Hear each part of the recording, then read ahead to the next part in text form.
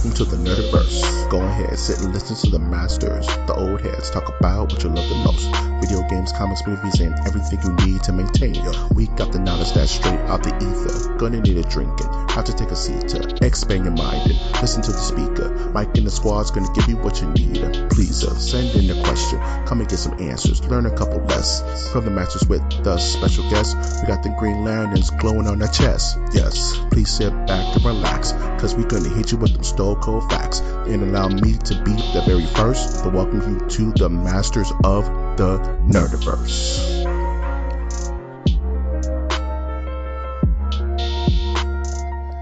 Welcome to Masters of the Nerdiverse, where we always have such sights to show you. I'm, of course, your host, Mike G.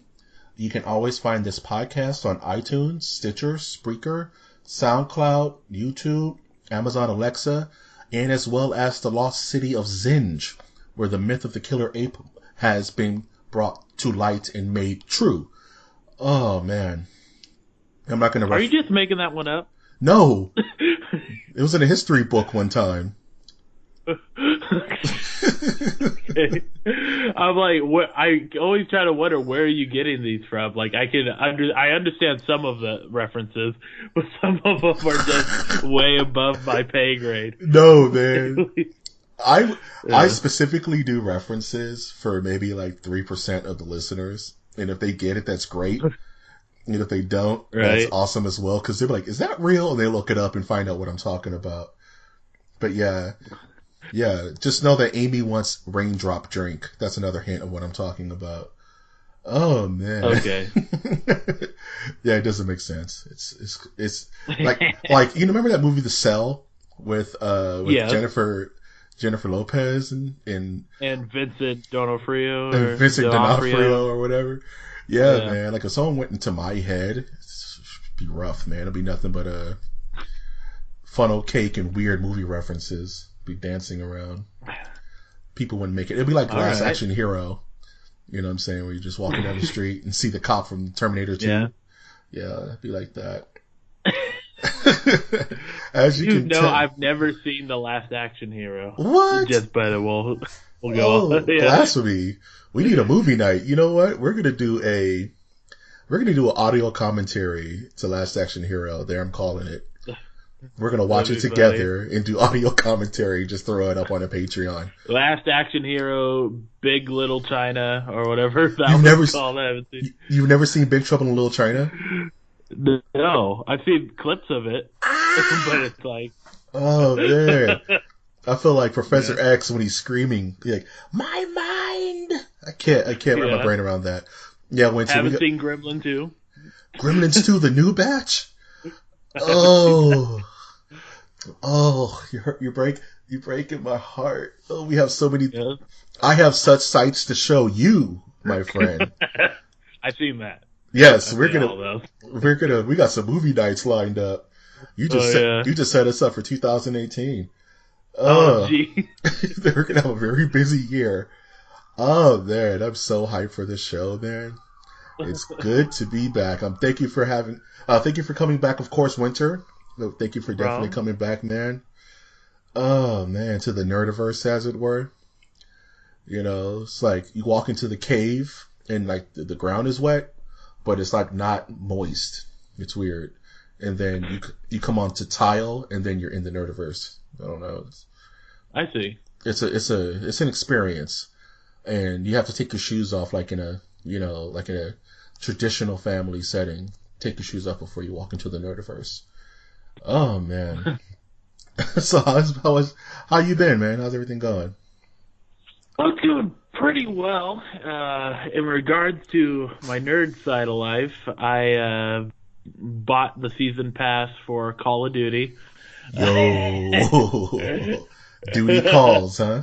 Yeah, and it's like I've been playing that for a while. During the Black Friday sale, they also had a Rainbow Six Siege up for grabs. You could buy the complete bundle, which was like $80, and you can get it for $30 or something like that. Yeah, and get that. I've been waiting to get it, and I was like, why do people think this game is so hard? Because I won the first 3 matches, Right. and then the 4th one was like all like pro players shoot me through little holes in the wall. And I'm like, oh, okay, now I see. Yeah, they give you the first 3 for free, and then it's like, welcome to Dark Souls. And you're just like, what? Right. You just get sniped from like a... Welcome to the real world. Welcome to the real world. Bullets hurt. Oh, that's dope, dude. But besides that, there's also... I'm getting back into a lot of... The listeners won't know this, but I've been into Dungeons and Dragons for quite some time. D&D, man.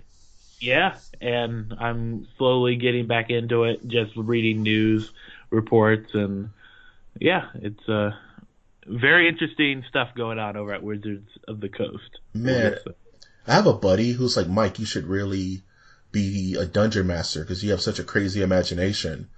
You can just kind of go and you should write a campaign.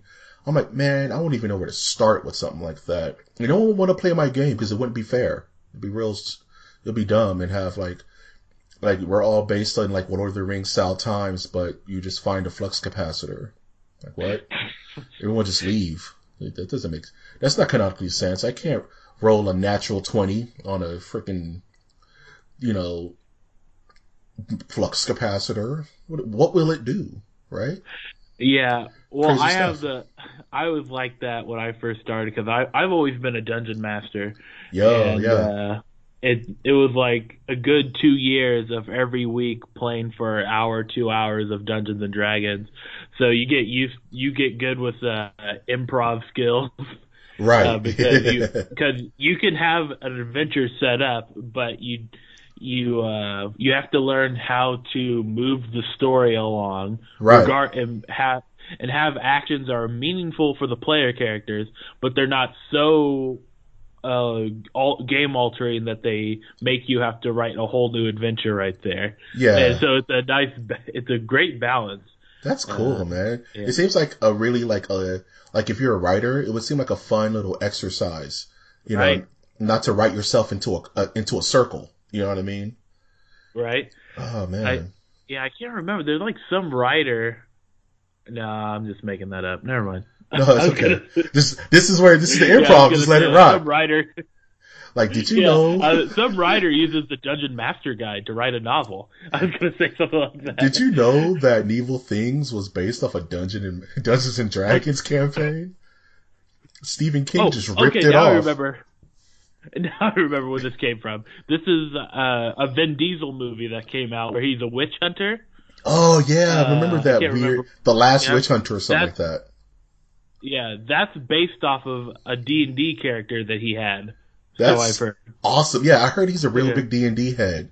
Yeah. So yeah, man, I want to be a fly on the wall on like a D&D campaign and just kind of watch how that rolls out. You know what I mean? All right. I would love to do that. Like, well, I would recommend. recommend checking out on Wizard of the Coast YouTube channel. Okay. They have clips of like the writers of Robot Chicken playing D&D. You know what? You just gave me homework for the next podcast, man. I appreciate that. Because it's something I've been dipping my toe into the water of for maybe like little on 3-4 months now. And it's just like, I really want to know how this thing works, like how the math of it works and like how it's kind of operates. So I'm going to be watching a couple of, watching Twitch because I know they have a lot of D&D campaigns on Twitch. Yeah. So watching some famous people get loose on that. Right. There are some boring streams, I do have to say, of D&D because but if you watch the ones by Wizards of the Coast that has Penny Arcade connected to it, that's them. It's kind of like a whole show altogether. Okay, it's very cool stuff. Now, if you want to go deeper down the rabbit hole, you'll find out that Dungeons and Dragons is not the only tabletop. Right. There's also Pathfinder, which is a whole debate, like which one's better, or like it's very. This could all be like a whole nother episode to talk about. Yeah. That's crazy, dude. Yeah. So, yeah, you just giving me homework, so I'm definitely going to be checking out the Wizards of the Coast. I'm kind of local to Universal Studios, the Universal City Walk, and they have a Okay. Wizards of the Coast, like this huge store there, which is right across from the comic book store. I think it's still there. I haven't been up there in such a long time, but I may have to poke my head in there and start and creating my own character. That the same name I use for all of my like MMORPG stuff. Shout outs to Gargon the Unseen. Gargon is a beast. He has a real wispy beard. His beard is real thinned out, but he's kind of pale because he doesn't see light. I'm not going to go into Gargon because I already have a whole backstory written about him and his tragic visage. Oh man, anything else going on in your week, Winter Man? No, that's about it. Sweet, nice week. What about your week? My week's been kind of weird. Not weird. It's just I was sick recently, so I've just been trying to get back on the mend and just catch up on a bunch of stuff. Still watching. I started Assassin's Creed Origins recently, and I'm just totally in love with that game. And I've just been gushing about it like all day at work, and I played maybe like 20 hours this weekend. I just couldn't put it down. Got all my Egyptian god armors, the little world-spanning stuff. Game is fun, man. It's just a lot. It's just I talked about it last week, but it's just a lot of microtransactions that really bug you about that game. Yeah, it's very like. Is there a multiplayer for Assassin's Creed? No, not that I found. I haven't found. I don't think there's a multiplayer. Okay. It's weird. Like they shove a lot of like cosmetic add-ons to a single player campaign, where the in-game stuff is just fine. Like unless you want to walk around looking like Altair from the first Assassin's Creed, and none of the like add-on costumes are as polished as the in-game stuff. It looks kind of weird on the character model. You know what I mean? So, okay, I can see that. Yeah. So I'm just like, stick with what the game comes with. So I'm playing that and enjoying it a lot. Still catching up with Mindhunter. That show is so dense that I can only watch a little bit at a time. And I'm like, ugh, it's heavy. It's fried chicken smothered in gravy heavy. It's just like, ugh. I can see that. So you're definitely are gonna blow a gasket if you eat too, like if you watch too much of it or something like that. Yeah. It starts weighing on you. You're like, man, I need to do something, man. I'm gonna watch like Happy Tree Friends or something. I gotta brighten this up. I say that, but I binged the whole show on Halloween. So it was Halloween, so you get a pass just on that. Man, I watched like pretty much all of the Friday the 13th on Halloween, and it just was like, nice. Yeah, man, I kind of want to buy a machete now. No, I'm just kidding.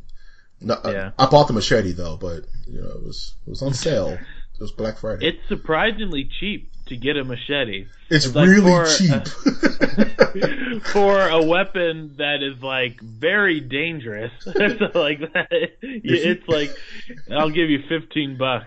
Got it. Now you're Jason. Get you a cheap little hockey mask, from the Y or from a surplus store. You're in there, man. Right. Your dreams are now real. Other than that, I caught up on Dragon Ball Super. For some reason, I've been like, all right, where'd I leave off? All right, here. I'm going to just watch them all and catch all the way up to what's going on. Man, that show is weird. It's right. Were you a Dragon Ball head growing up or? Yeah, I think we talked about like the game that for the PlayStation that you had to like get a special spring for. Yeah, GT Final Bout. Yeah, and I remember like getting a couple action figures and like losing one of the Dragon Balls that I got and getting really upset. Oh man, yeah, man. It's just the show is like Dragon Ball. If people, Dragon Ball is like one of the most well-known anime ever. It's like there's a big emphasis on power level and like how strong the other person is and over 9,000 and all that fun stuff. Right. But this season or the series is like trying to blur that line and make everyone even kill, which is kind of weird. It's like characters that shouldn't be able to hang with other characters now do because they're kind of doing away with the whole power level superiority. You know what I'm saying? So it just makes the show feel weird, and the animation is very spotty, and you can tell when they boosted the money and when they kind of laid back.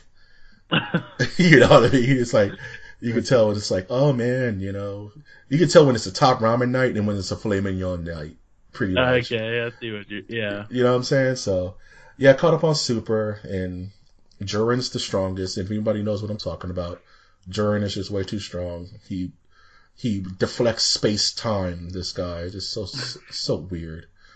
Now, let's claim it right now before they get the idea. But I think that they should come out with a Dragon Ball Z MMO. And, oh man. I want to just claim it right now before they steal the idea. It's too late, man. Technically, Xenoverse was that, where you create your own character and you go off into the Dragon Ball verse and you relive, Dragon Ball. Well, it's not really an MMO, right? Because it's more like a fly on the wall kind of situation where it's like, now you're part of the Battle of Frieza, right? Right. And you create your own character, but it's not like it's an open world and everybody gets to be a Saiyan or a Namek or a human or whatever, and you guys go on different campaigns. We're getting Dragon Ball Z Fighters, which is a 2D fighter, which I love. But an MMO? That would be dope, though, actually. Yeah, I figure, the gameplay would be similar to, a Mortal Kombat scenario, where you're, or, a Mortal Kombat mixed with Pokemon gyms, to where, or, Pokemon Go, where you have to go to, the different towns, you have to face a certain number of people, and then you become the number one fighter in that town.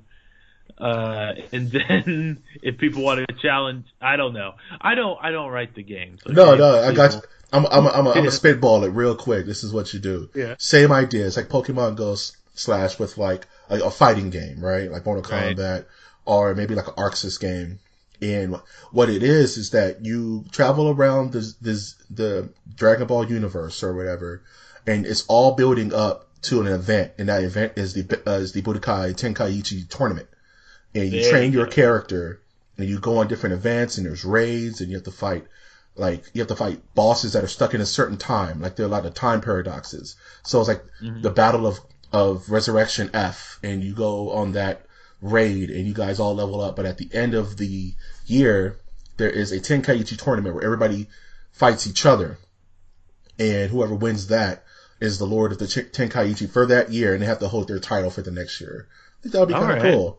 Yeah. And you can have cameos with you can fight with Goku, kind of like how the DC Universe Online game was, where no one could play as Superman or Batman or Robin, but you can archetype your character to be like those characters. You know what I mean? Does anyone really know what the DC Universe Online game was like? Did they have any players? I made Naval Cosmos, man. I played a little bit. That game was garbage, dude. Yeah. It wasn't bad. Here's the thing. That was the game that introduced me to MMO trolls. Oh. And that game hurt my feelings, because all I kept getting was someone screaming into their microphone, "You're a healer, heal. All you do is heal. Heal, healer. Why aren't you healing?" I am, dude. Leave me alone. I'm trying. You're a bad tank. Stop pulling aggro, dude. Right. I was so salty after that game, and I was like, I'm not playing this anymore. MMOs stink, and I didn't get back on it till FF14, where I actually had people who knew how to play teach me how to play. But I created my own character. He was a telepath healer, and he had silver skin like Colossus, and he can fly. It was dope.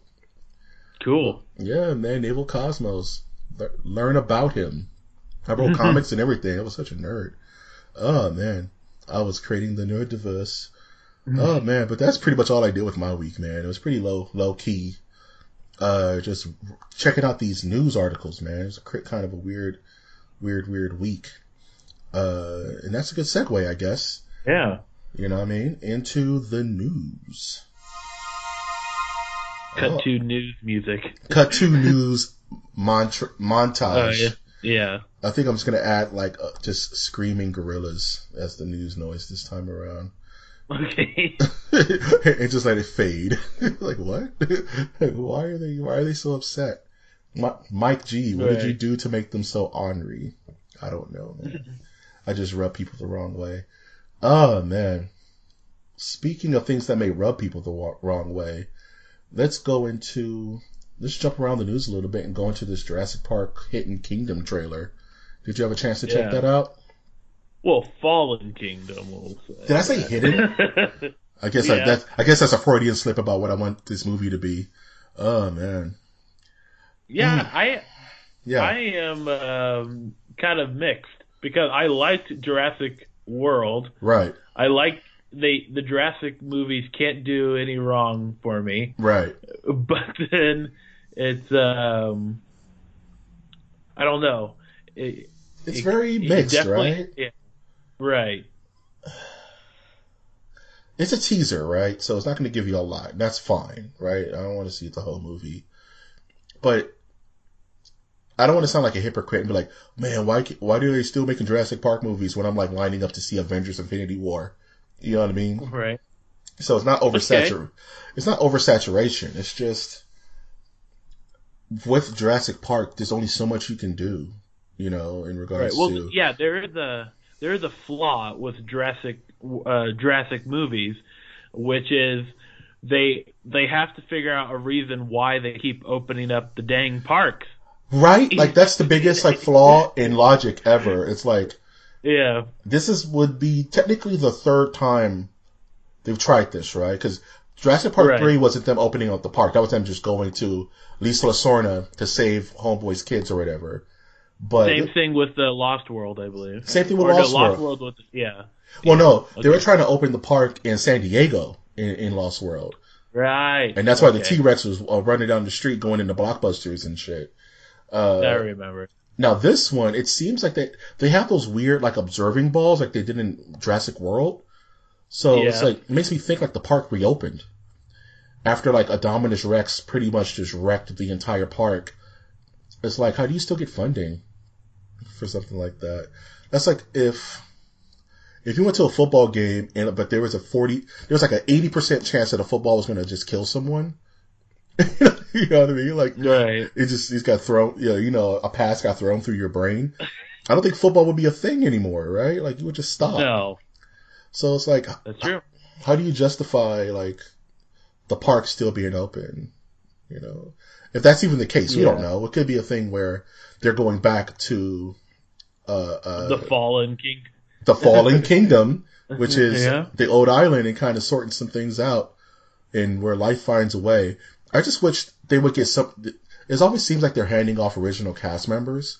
Like in one, Sam Neill is in it, but in the other, Goldblum's in it. I just want to see them back together one more time. You know what I mean? Right.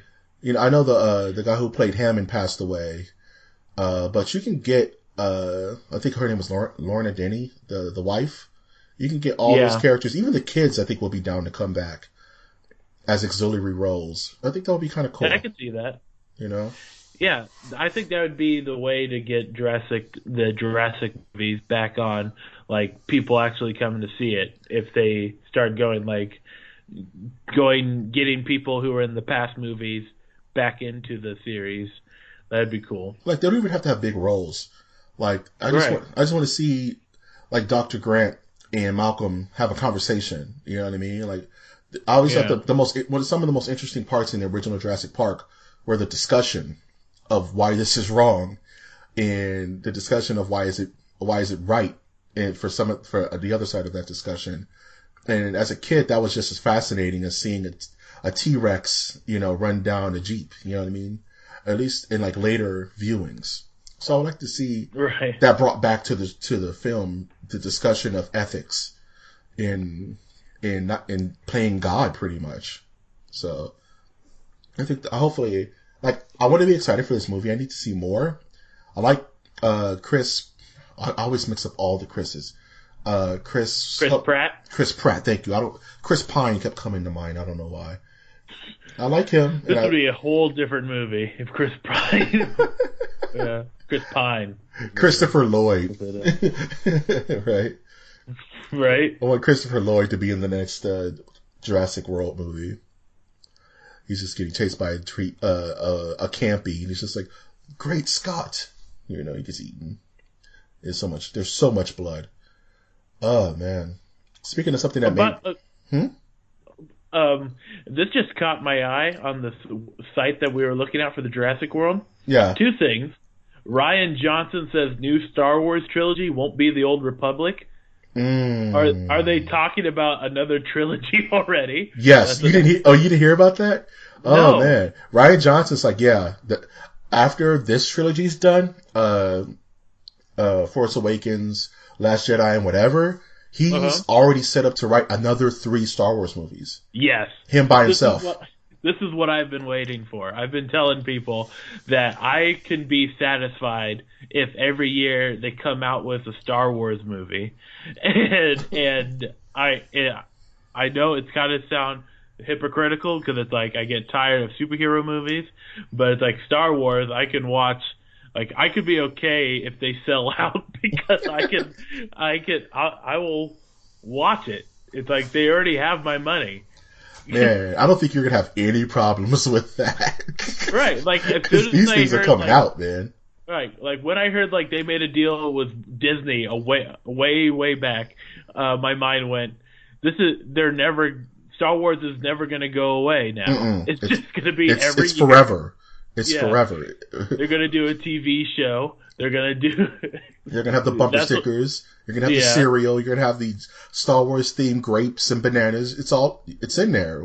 Star Wars is happening one way or another, and forever, because it's never not gonna get old. Right. You just keep rotating out directors with new visions, and it's gonna be dope. I mean, we talked about it a couple of weeks ago. But I would like to talk about it with you. It's like the whole news of Disney acquiring 20th Century Fox, and the ramifications of that.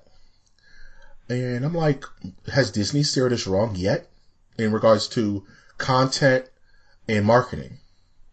I mean, that's true. It's I can't think of something that Disney has screwed up in the recent past. I don't know. Yeah, right? I'm trying, besides the Cars sequels. You know what I mean? Yeah.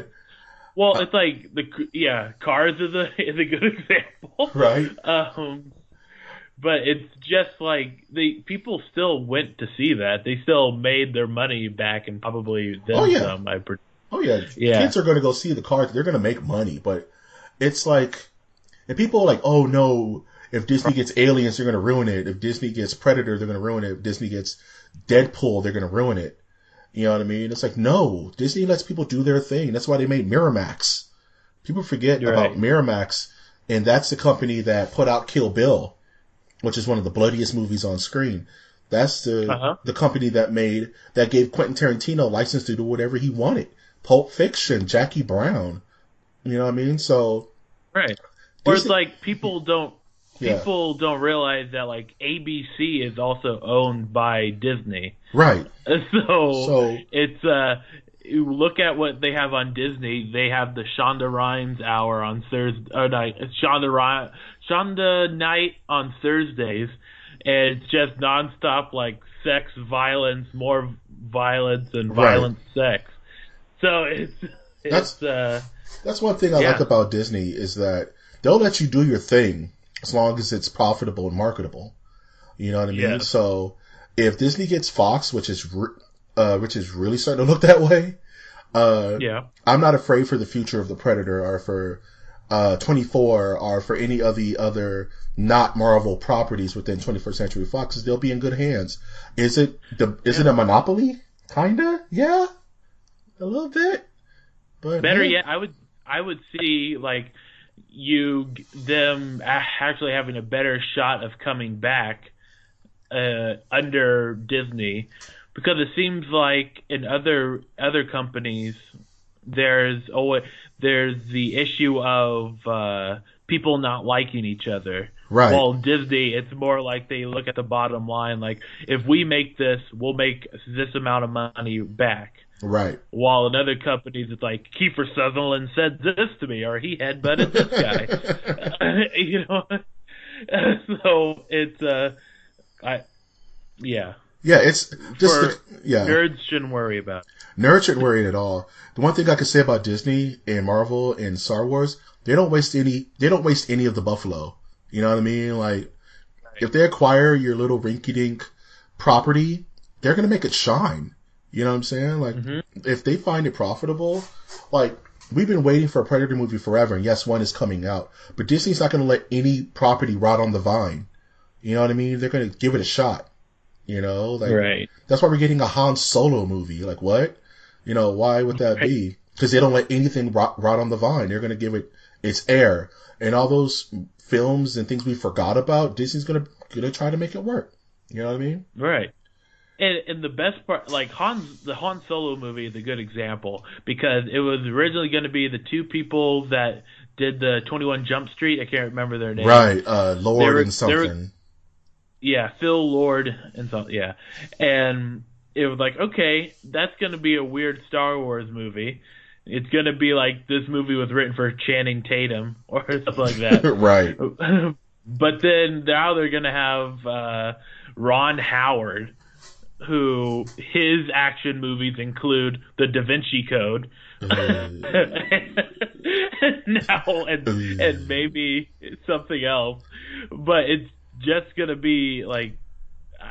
I think they tried to go risky. I just want to see. I need to understand. They tried to go risky, and it went too risky. And they were like, "All right, who's a safe bet to create a film?" You know what I'm saying? And they just went with the guy who directed Apollo 13. Right. The guy who directed Apollo 13. You can't get more safer than that. Oh, man. Right. Speaking of, like, safe decisions, that Dick Grayson Robin suit looks pretty safe. You know what I'm saying? We got our first look at Dick Grayson in the live-action version of Titans, which is going to be I don't think it's a CW spinoff, but it's going to be a live-action interpretation of the Teen Titans. And we got our first look at Brenton Thwaites as Robin. We all thought he was going to be Nightwing, but he's in a Robin suit. Right. And this is the guy, I know him from Oculus. You ever seen that horror film about the mirror? Yeah. He's the kid. He's the not the child, but he's the young adult that plays against the female character. I forget her name. But yeah, that's where he's from, and the suit looks pretty legit. Looks kind of cosplay, but it's a bad angle. Well, that is CW for you. It seems like they're just recording these people that just left Comic-Con. Right. It's hard, man. Making a comic book suit that's both comic accurate and looks good on screen is a very, very funky balance.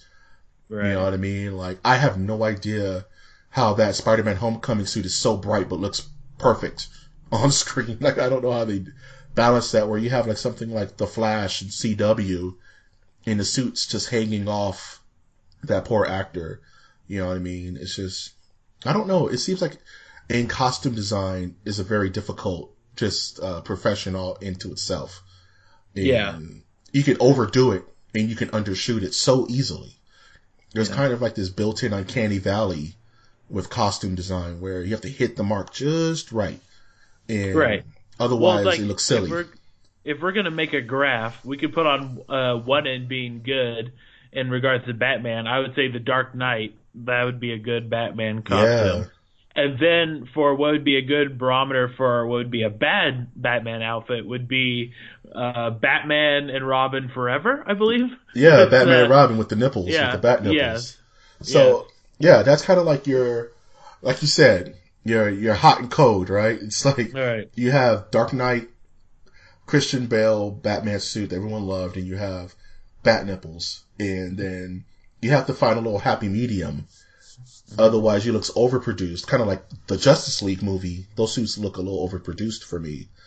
But then you have something like, even like the Netflix Daredevil suit looks a little overproduced for me, right? But then you have like Captain America suit from Winter Soldier that just looks perfect, right? It's like, I've always liked the Captain America. Nothing's really changed too much from what I've gathered. Right. From the original, well, I don't want to say original, I don't know. But it's kind of like a flawless design, and you can tell because it's very simple colors. Yeah. There's nothing very like intricate going on. And there's no like gadgets that need to be hooked up. It's not overly thought out. and the colors aren't too muted, but they're not too bright. You know what I mean? It just looks good, and it's like I can see like how that's a weird balance, especially when you're on a television budget.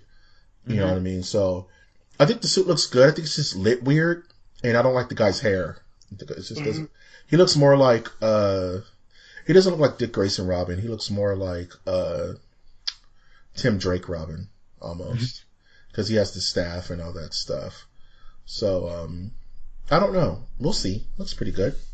Yeah. Yeah, man.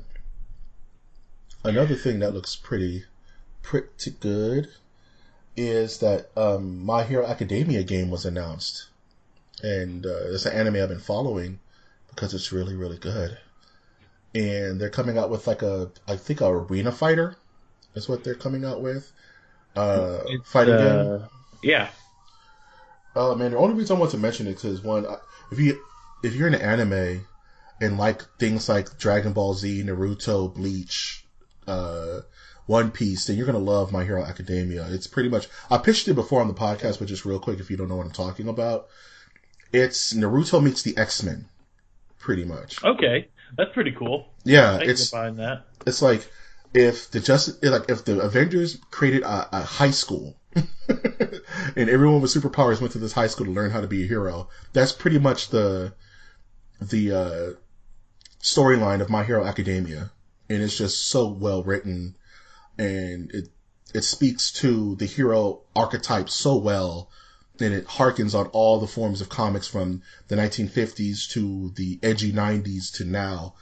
It's such a good indictment on the superhero genre. So I definitely recommend watching My Hero Academia, the anime. It's on Hulu, I think, or Crunchyroll or something like that. But this game's coming out, and I'm going to buy it because I'm a mark for this kind of stuff. Dude, my worst anime purchase, video game-wise, was Bleach Resurrection on the PS3. And that game was garbage, dude. Ugh. Yeah, it's kind of like a Wild West for anime games. I must imagine. It's like name three really good anime games. Well, you've got yeah. Let's move on. Speaking of anime, Cooper? That's not anime. It looks like anime. Yeah. Don't let it fool you. It's not anime. Speaking of anime, did you check out that Batman Ninja trailer? I saw pictures of it. I don't know what's going on. I don't either, dude. It's in Japanese, man. I only took so much Rosetta Stone. Man, this thing looks nuts. It's pretty much just like, okay, if the Grandmaster from Marvel took all the Batman heroes and villains and just say, you know what, you're going to be in feudal Japan and figure it out. It even says, like, in the trailers, like, yeah, I really wish I was back in Gotham. This feudal Japan stuff is weird. I don't have cars or anything. It's like, it's not like Batman reimagined in feudal Japan. It's actually Batman. Like, right. Bruce Wayne of this. Cherry-picked from time. With all of his villains and all of his accoutrements and dropped into feudal Japan, like, with so is it like alternative universe? I don't know. It seems like it's like they went into DC Comics. It was like, we're gonna do something dumb. And like, can we borrow these characters for like an hour? And we'll just make them Japanese and make it cool. And DC was like, man, do whatever, man. We'll just call it the Elseworld. So everyone's like knows they're from the future. So it's not like everyone's like, oh, I'm the Japanese version of Deathstroke. No, it's Slade Wilson. And he's in the past now, and he's dealing with it. It's like, this thing looks sick, dude. It's like, it looks pretty dope. And Joker's there. And you see like Japanese, like samurai/ninja versions of all Batman's rogues gallery, like Two-Face and Killer Croc. And you see like, Damian Wayne and Nightwing as like ninja assassins. It looks bananas. Right. It just looks bananas, dude. Like, I'm so hyped for this thing. And I have no idea what it is. Yeah, they kind of took an idea that I had of like putting like Batman into the Wild West. Yeah. Yeah, but I won't hold it against them. Nah, man. Can you imagine? Okay, what's your favorite Western? I'm just curious. Oh, Outlaw Josie Wales. Okay, okay. I was gonna say Tombstone or The Quick and the Dead. Let me change my answer. Tombstone. Tombstone is Tombstone is godlike, dude. okay. Yeah. Tombstone is my absolute favorite Western. I was thinking, like, Yeah. man, can you imagine like a Quick and the Dead scenario, but with Batman characters, like a Western. Everything goes back to fighting games with me. It's like a Western fighting game where Right. all the characters are like, it's like Western Spawn. It's like this version of this character in his entire universe sucked into a time frame. You know what I mean? Right. Like medieval Batman. What would that look like? Or like, forget Batman. Maybe even a Punisher, like a Western Punisher. That would Yeah. be That was pretty like cool. that was like Billy the Kid, man. Yeah. That was like Well, that was Wyatt Earp. Wyatt right. Earp was the real life Punisher. That. Oh man, and Punisher is such a character where you can fit him anywhere.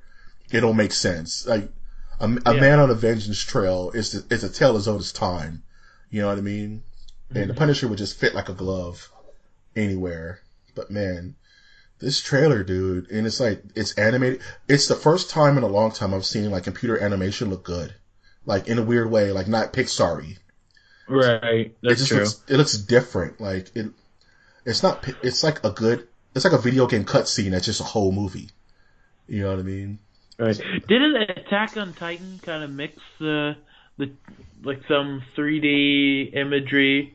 I can't recall. I think there was some like shots Yeah. where the anime was mixed with like 3D backgrounds and it looked like a 3D spin, like when the 3D maneuver gear was used.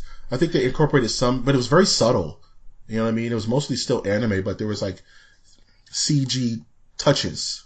You know what I mean? Right.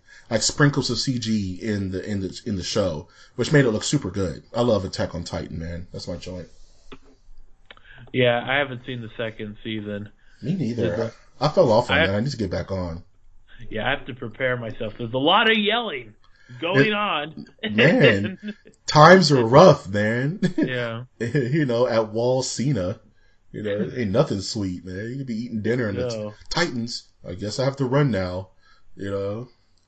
Oh, man. And this brings us to the news of the week, man. Dun, dun, dun, dun, dun, dun, dun. I don't know what that was. Oh, man. Are you excited that the Blue Bomber is back? The angel of robot death, the progenitor of X himself. There was a 30th anniversary Nintendo / Capcom event celebrating the history of Mega Man, the Capcom character that many fans have long thought was dead, deactivated on the moon, no light, no music, just listening to System of the Down over and over in his little broken robot head. We thought he was gone. And Capcom has not been kind to our Blue Bomber over the years in regards to giving him solid content. I mean, he's been in a game here or there, like a couple of fighting games, a couple of appearances, but we haven't had a legit Capcom push for Mega Man in a very long time. And in this press conference, or in this quick show, they showed us gameplay for Mega Man 11, which is a true sequel from Capcom, featuring the Blue Bomber. Okay. And it looks good. It looks like old school Mega Man, but it has like a HD, not 3D, but like 2.5D look to it. And it looks really polished. It looks very, very, very sharp.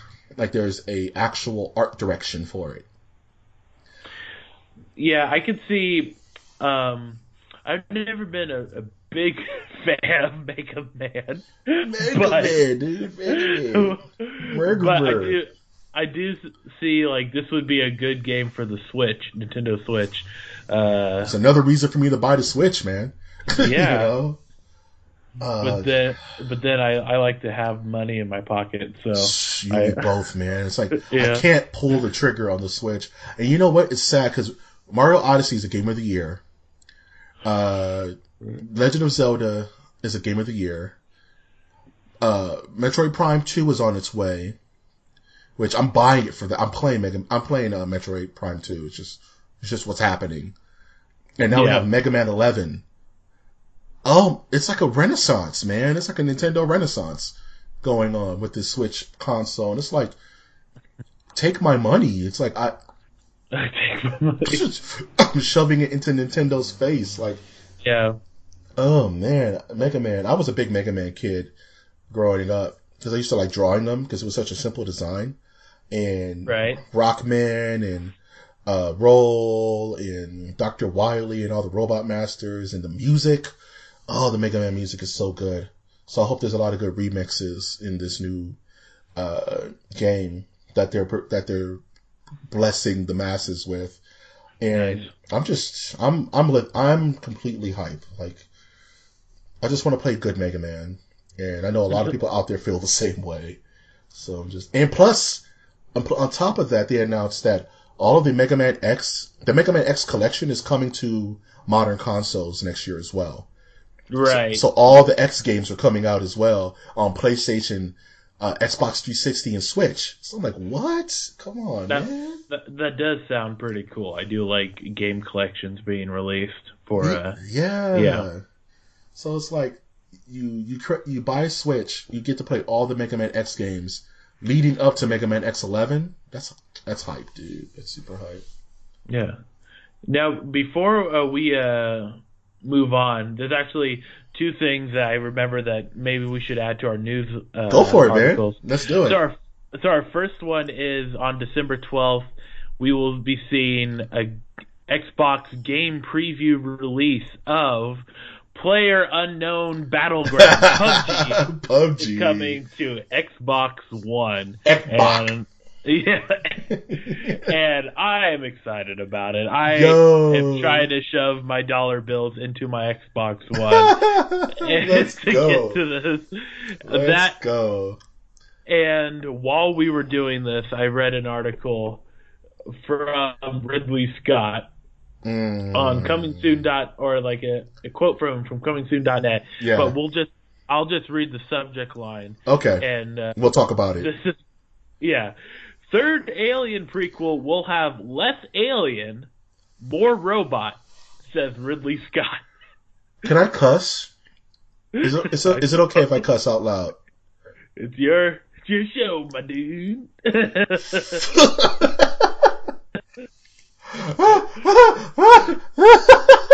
Sorry. I'm sorry. Pizza Hut announces there will be less pizza at the Hut. Right. People are wanting more meatball subs at Pizza Hut. What is why? This is the full quote. We are going to make another. I think we have to do is gradually drift away from the alien stuff. People say, you need more alien, you need more face pulling, need more chest bursting.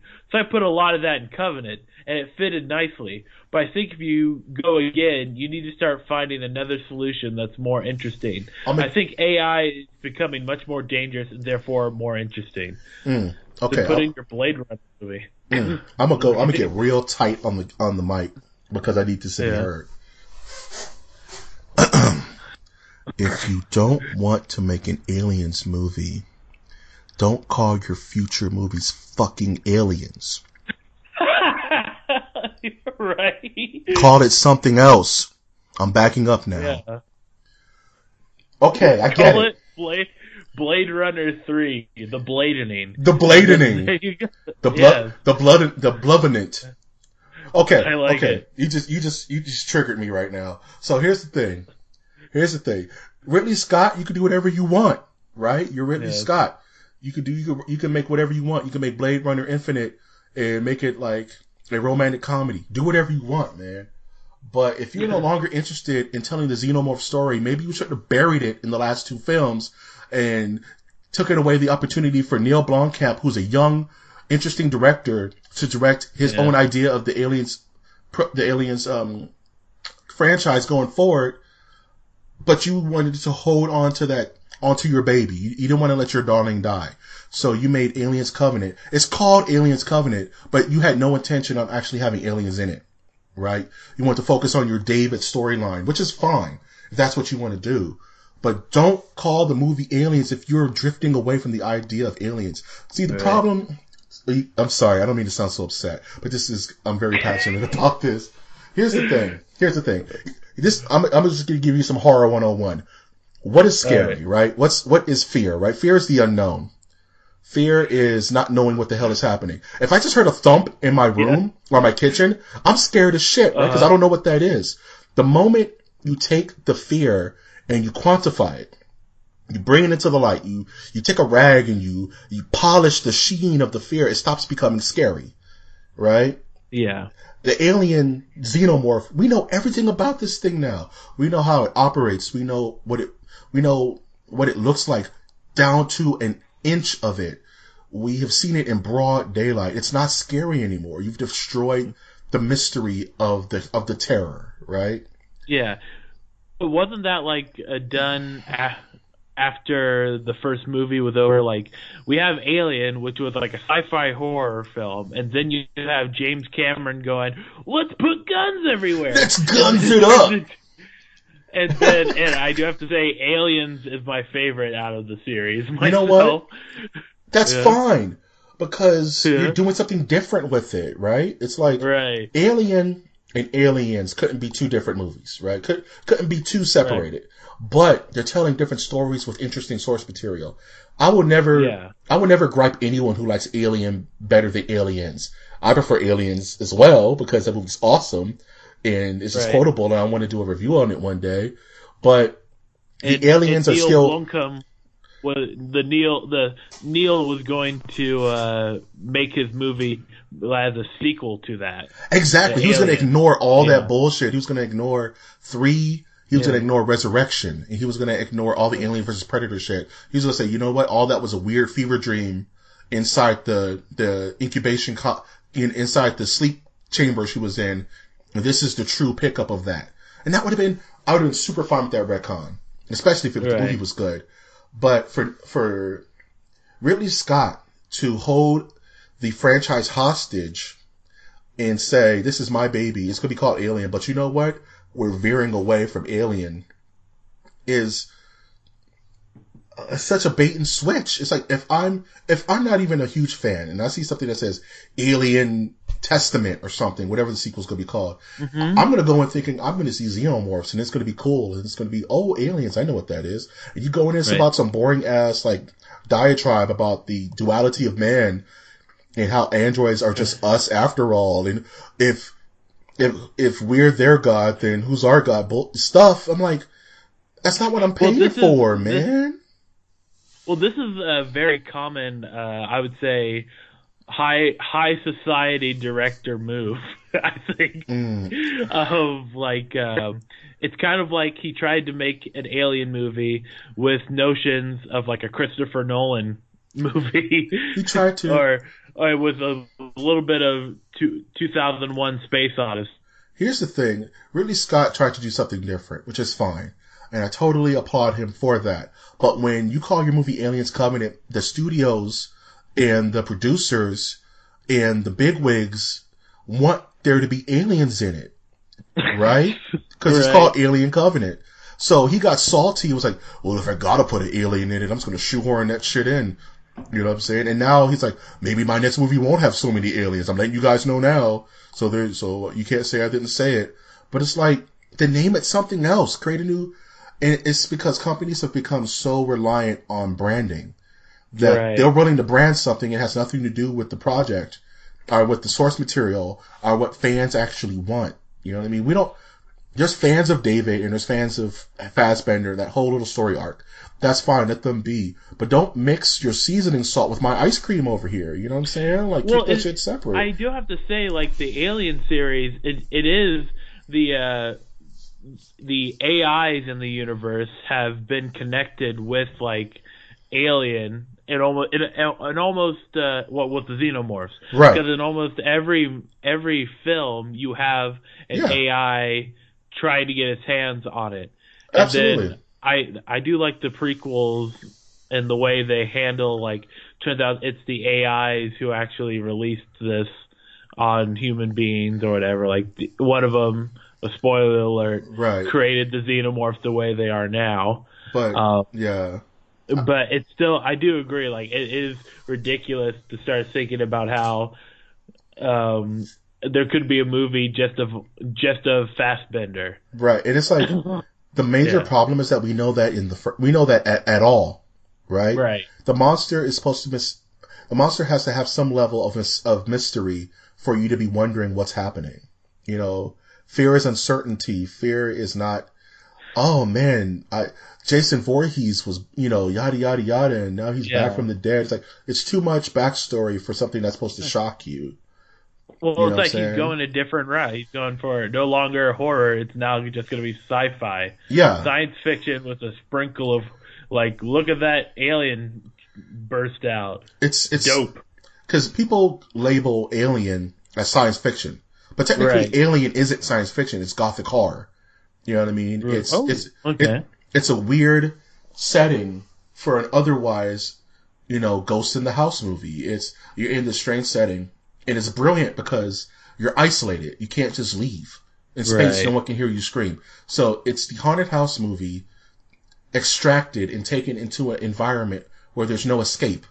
And you're in this dank, beat-up spaceship that's creaking and leaking and making weird noises. And there's an evil terror in the darkness that you can't see.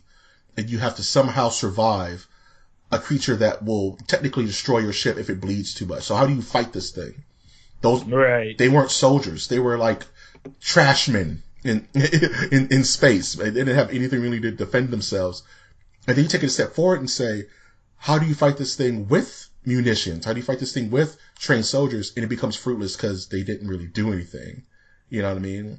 You take this mysterious creature and you keep adding layers of content on top of it to where it just stops becoming scary. It becomes a joke. It becomes a caricature of itself. And now that you've done that, you want to focus on something that isn't known, which is like you mentioned earlier, which I liked, was the inclusion of droids, or artificial humans, as Bishop would say, have been along the way the whole time, right? Yeah. And that's cool because you had in the first one, I forget his name. What was the name of the droid in the first one? Jeez. I can't remember. But he goes haywire. There's Bishop, who's a G. There's Call from Resurrection. You know what I'm saying? And then you have David.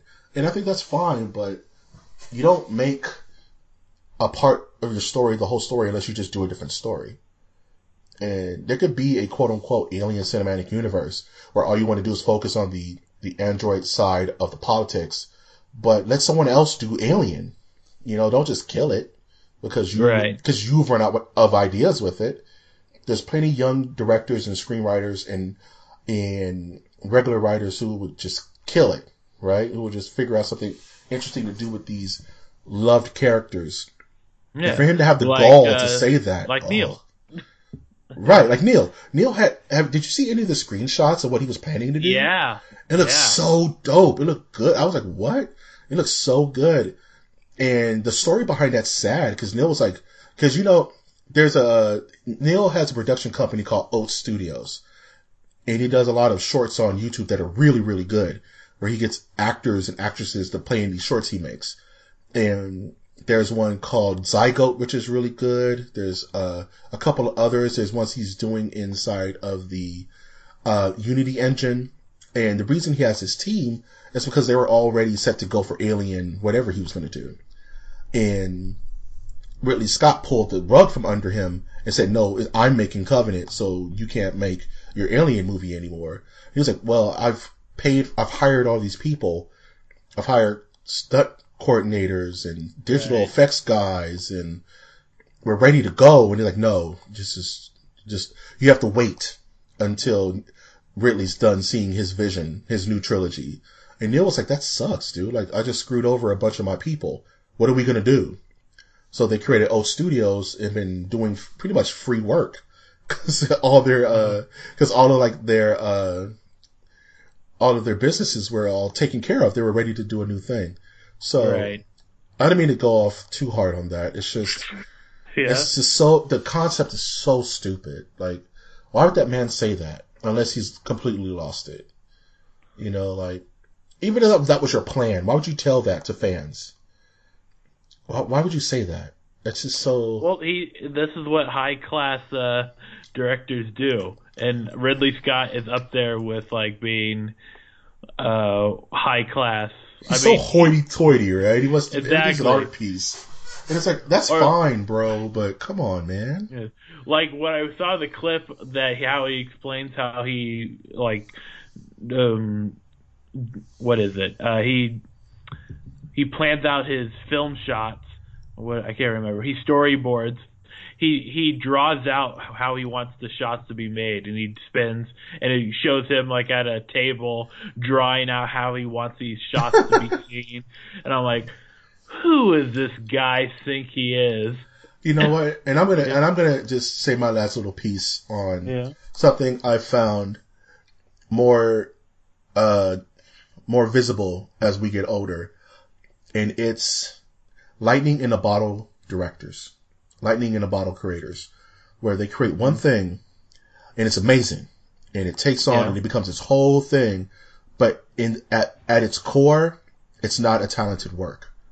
You know what I'm saying? Like George Lucas had this lightning in a bottle idea for Star Wars. Hear me out. I'm hearing you out. Here you go. And Star Wars was this amazing genre-bending event that changed the world, right? Yeah. But then the further along you get in that creative process, cracks start to show. His decision-making starts to wane. Things are implemented that maybe were not the best idea. And you start to wonder, was this guy ever truly that talented? You get to the prequels, which were all him, right? Yeah. And it's like, as hype as we were, we just couldn't pass. We couldn't give a pass on the poor directing. We couldn't give a pass on the flood of CG. We couldn't give a pass on the poor direction. And we're like, what's happening? You know, our beloved franchise and our beloved creator are horrible. Maybe he should kill his darling and let someone else do it. And I mentioned earlier Dragon Ball Super. It's the same thing with Akira Toriyama. It's like, at its core, was Dragon Ball ever that deep? You know what I'm saying? Like, Ridley Scott, Frank Miller. These are all titans of their industry, and probably I'm pissing a lot of people off, but I feel like... How dare you, How sir. dare you have an opinion? Don't you know George Lucas worked on Indiana Jones? Don't you know George Lucas is a god king? How dare you, sir? This is all blasphemy. Yeah. Now you're going to tell me American Graffiti wasn't a good movie. That's too... Okay. I choked on my pop right now, dude. Okay. Fucking American Graffiti. I'm just saying, man. That is gold where I come from. You know what? Those words will get you shot. Yeah. Those words will get you 5 to 10. Uh-huh. I'm just saying that maybe these guys aren't as creative as we thought they were. Oh, that's for sure. And that they've, you know... Yeah, well, they struggled so much to get their first movie out, and then it's a big hit, and then people go, okay, we'll let you do whatever you want, and then they go, anything? Anything? And then you get Jar Jar Binks. Or you get Matrix Reloaded. Or you get Matrix Reloaded. Or you get Alien Covenant, Cloud Atlas. Or you get Jupiter Ascending. Or you get Jupiter Ascending. The Wachowskis. That's another bunch of hacks, man. Like, don't get me started on the Wachowskis. First of all, they steal the idea for the Matrix from the original writer, and they claim it as their own. Which is why... what? Yeah. The original Matrix script was written by someone else, and the original script was supposed to have Will Smith play Neo, and then the Wachowskis kind of took the script and pushed out the original writer, which is why there's such a drop in quality from Matrix to Matrix Reloaded. Wow. Because it was the same person who wrote The Matrix didn't write Matrix Reloaded and Revolutions, which is why those films feel and are directed drastically different. Because the original thought behind. Crazy, right? Yeah. So it's like these people who've caught lightning in a bottle and built their entire empires on it, after close inspection and over years of choices, you come to realize that how deep was Star Wars, if you really think about it. Like, don't get me wrong, Star Wars is one of the best movies of all time. I cried when I saw it with my father. It was a moment. But it's not Citizen Kane. I mean, it's not like, this it's not, Barry Lyndon. It's a fun action film that came out and was awesome. And it was pretty much samurais in space, and that's dope. Oh my gosh! Am I breaking your brain? Am I triggering you? No, well, what you're supposed. Normally, what I do is like, well, you see, Star Wars is actually a reference to The Hero's Journey by Joseph Campbell. If you ever, it's like, yeah, you're right. You're right. Yeah. But what I'm doing, and I'm being a bit facetious, is I'm extremely dumbing down intellectual properties that I feel are in way better hands with other people. And that's my whole point on this little tirade, is that maybe it's time for Ridley Scott to let go of Alien altogether and write his Android Awakening story and get funding for that and call it something else. Yeah. It could even still have ties to like Weyland Yutani and the Alien universe, but let someone else do Alien, man. Let someone else tell Alien stories. You know what I mean? Let someone else create Alien content. It's like with Star Wars. They had to pull Star Wars universe from Lucas's cold dead hands, Disney did. And he's still salty about it. Yeah. You know what I'm saying? And it's like, now Star Wars is as profitable and as interesting as it's ever been. You know what I'm saying? You have to crack a couple of eggs to make this omelet, but it's in better hands, honestly. You know what I mean? Like, that's true. And Walt Disney is the child services of the film world. You know what? You're so good at making up podcast titles. That's the podcast. You just did it. You just made the. All right. Walt Disney is the child services of the film industry. Give me your child. You're unfit to raise this child. Is that a crack pipe? Get out of here. Right. I'm just kidding. No, instead of a crack pipe, it's like, is that a zany cousin character that you're about to ask? Is that Poochie from The Simpsons? Right. Is that Scrappy Doo? You know what? Get out of here. Yeah. You're unfit. Okay. And I don't want to spend too much on this. I just thought about it, but I just saw a trailer for What About Apu? Or something about it's the title of a documentary. Oh, yeah. I don't know. I don't know much about it, but I just wanted to bring to people's attention that we're at that level in society that we have an hour and a half long documentary, if not more, about a cartoon character and how he affects people's lives. Here's the thing, man. I know a little bit about this, and it's really dumb.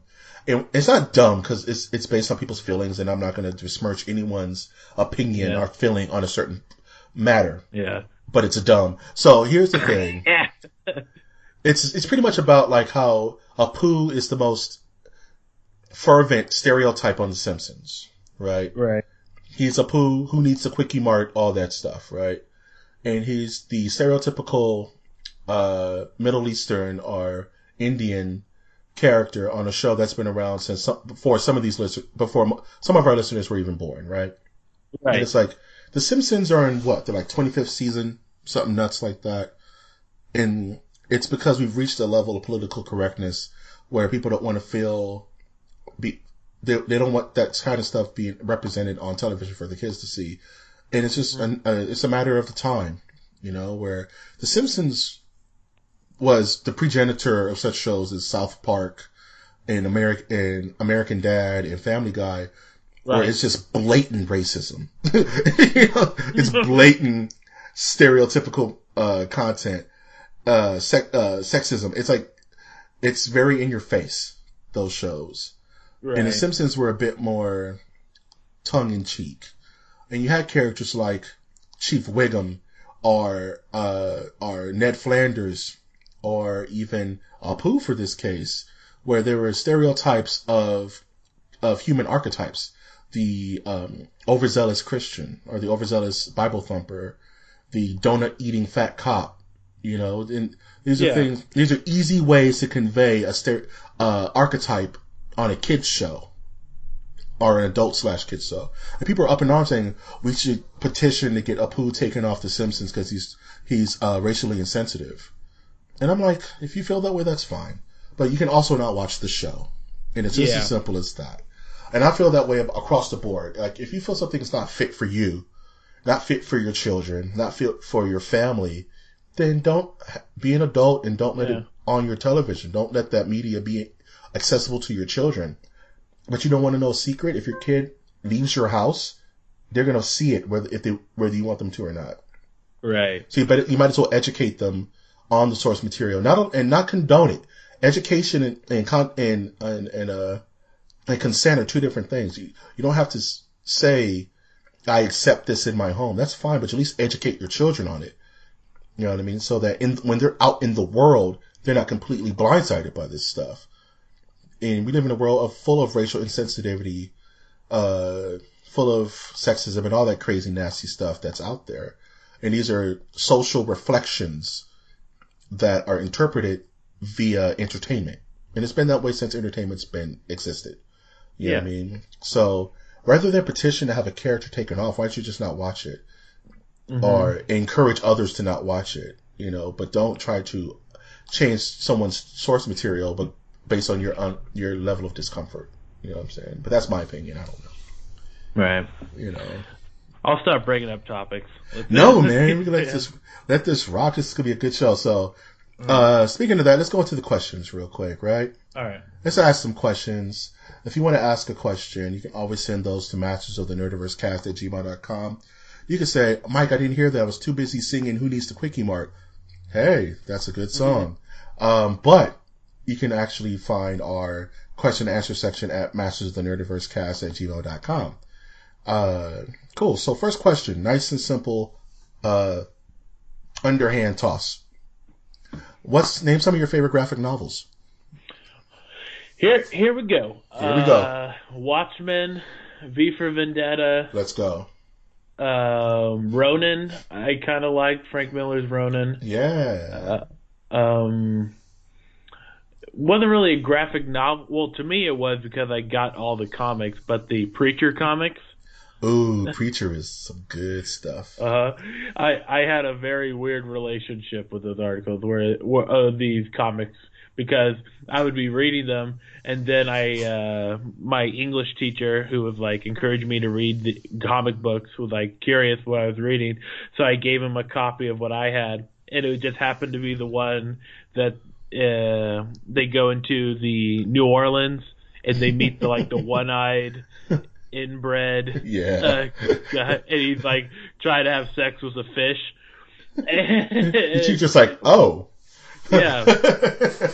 I guess we have to have a parent-teacher conference.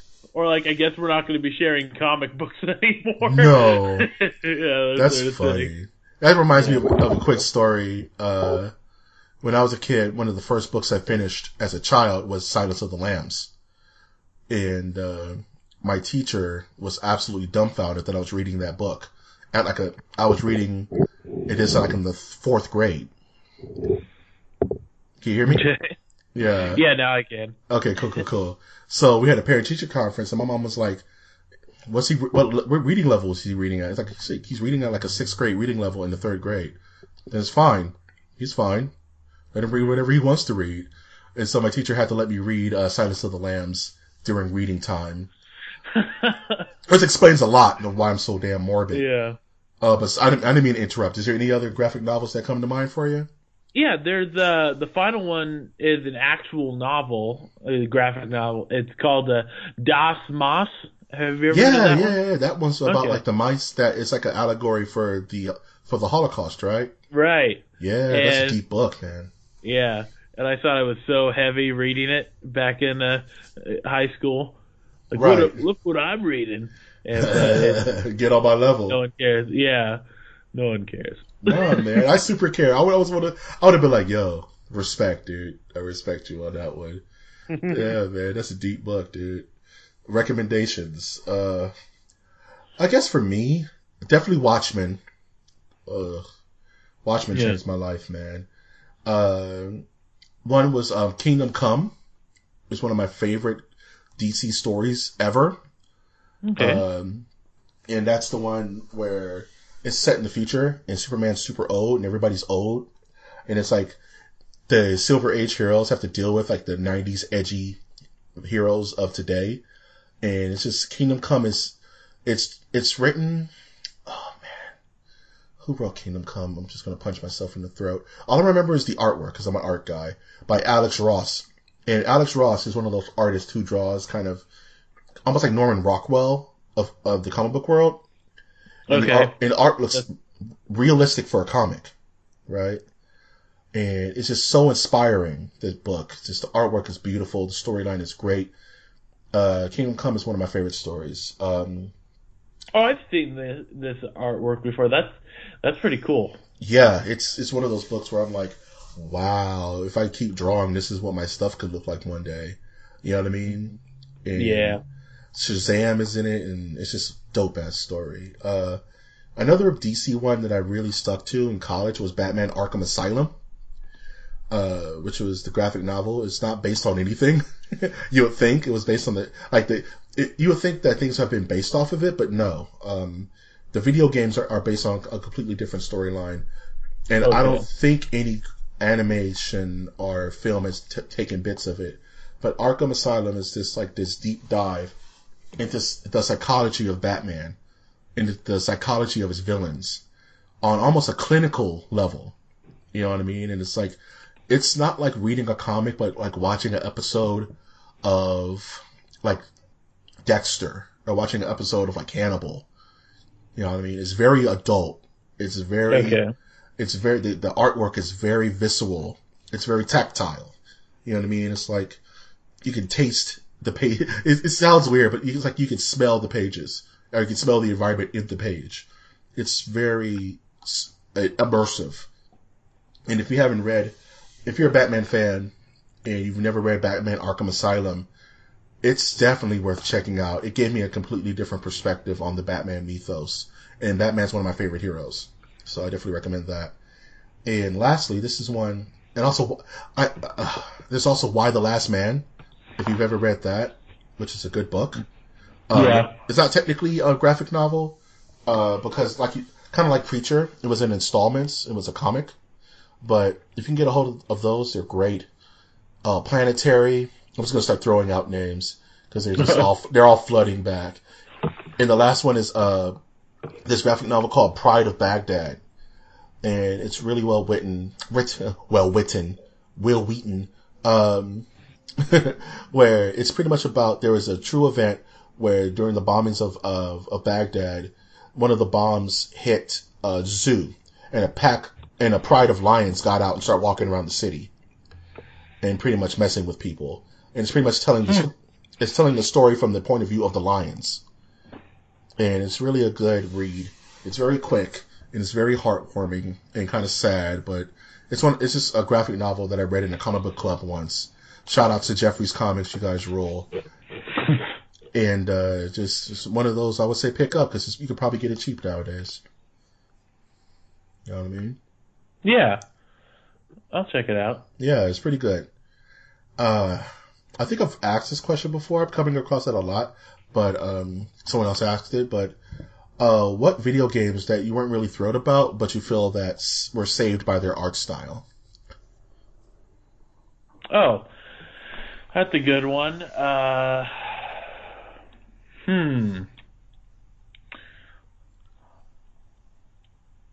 think L.A. Noire. Yeah. That's a good example of that. Yeah. Yeah. Where it's beautiful, but the technology just wasn't there for what they were wanting to do. So I would have to go L.A. Noire, which is being re-released. Yeah. For VR and for regular gaming pleasure. The Uncanny Valley on that game is damn near perfect. It's too bad that the actual video game production company were such like weasels that they had to like dissolve their company immediately after. Right. But the game is gorgeous. Like the facial mocap hasn't been done again since Injustice 2. You know. Mm. But I'm trying to think of like another good example. Right. Well, I'll fire some off. You know, I think Borderlands to me is a game that's saved by its art style. Without it, it's kind of like a precursor of hero shooters like Overwatch and Team Fortress 2. I think Team Fortress was before that, but I can't remember.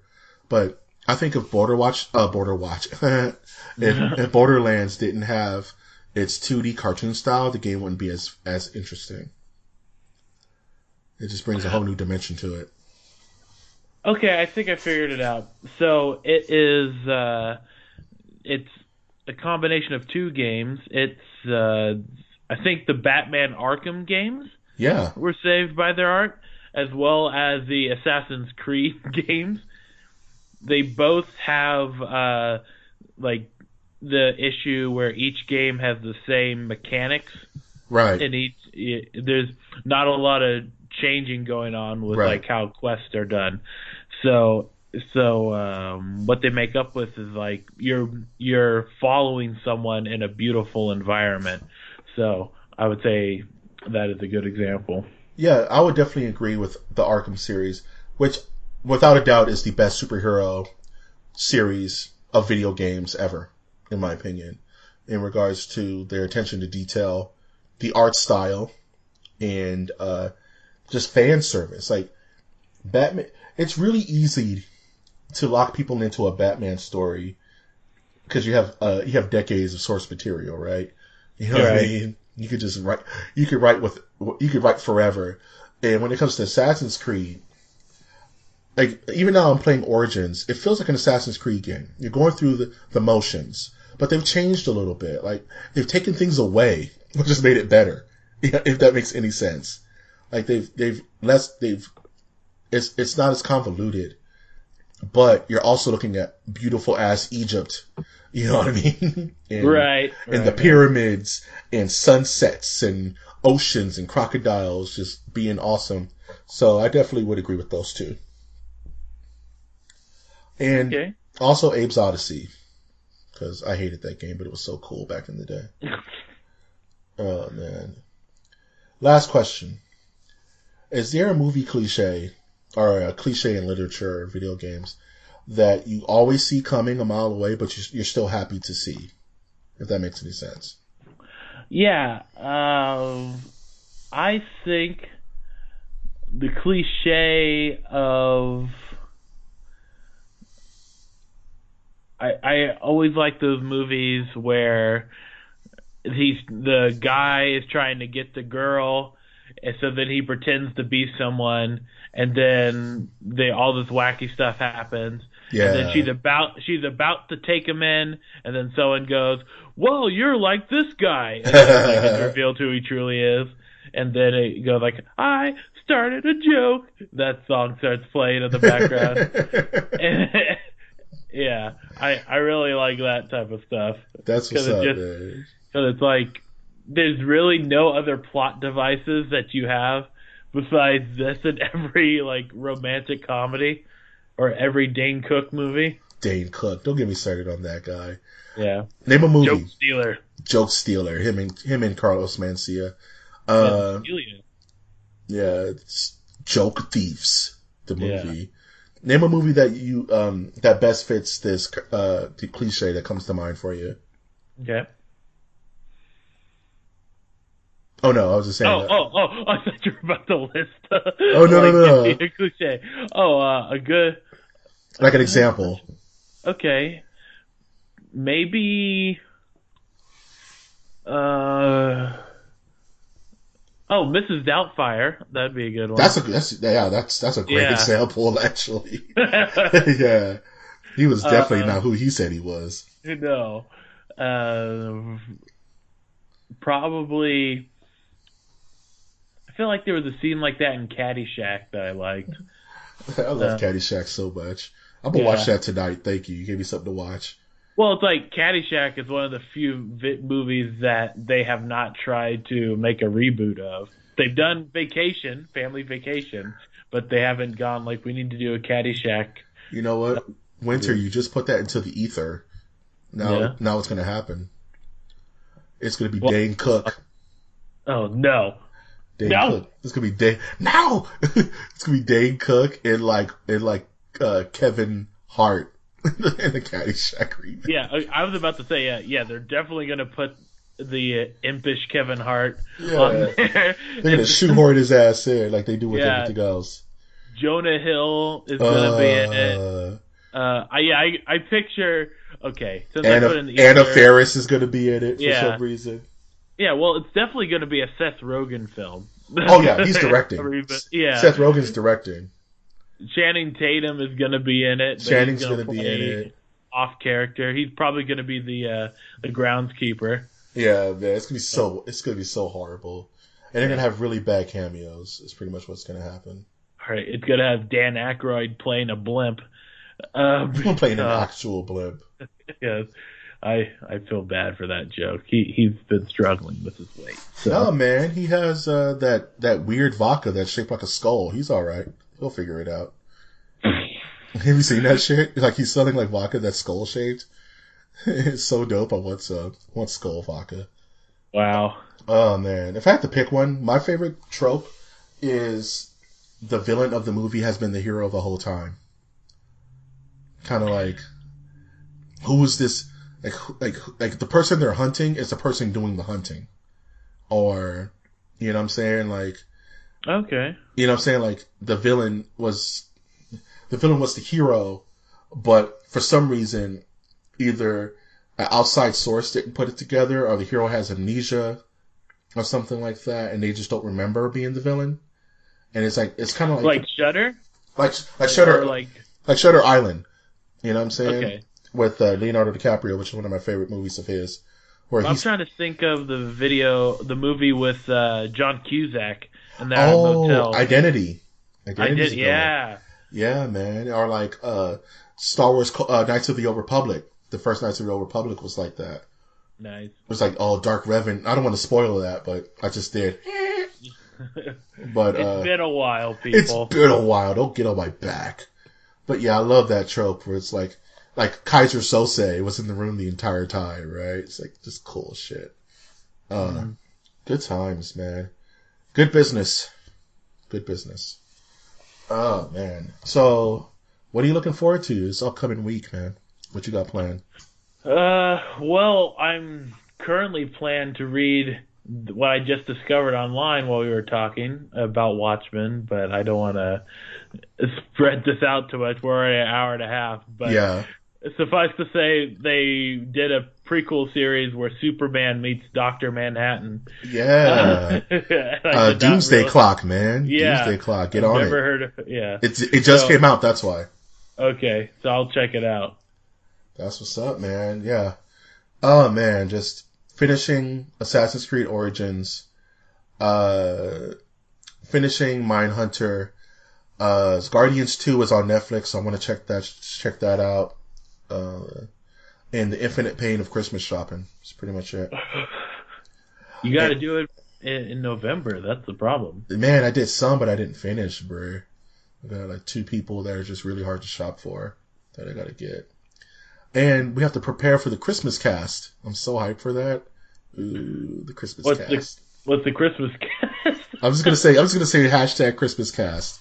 We'll talk about it off the show, but I got some things ideally planned, and it involves a lot of spiked eggnog and stories. So yeah, okay. The MOTN Christmas cast is gonna have a lot of jingle bells in it, and Oh Holy Night by NSYNC is gonna be in it for some reason. I don't know why. Nice. Oh man, thank you for being on my show again, Winter, man, and just to give out some good news that you're going to be on the show a lot more often. So I think that's awesome. I think that's great too. I need to vent all this nerd news. Thank you. This is all I've ever wanted, was someone to talk to on a weekly basis about the stuff I love that just isn't going to look at me like I'm crazy. Right. And I thank you for joining this ride, this roller coaster, and Well, wherever it goes.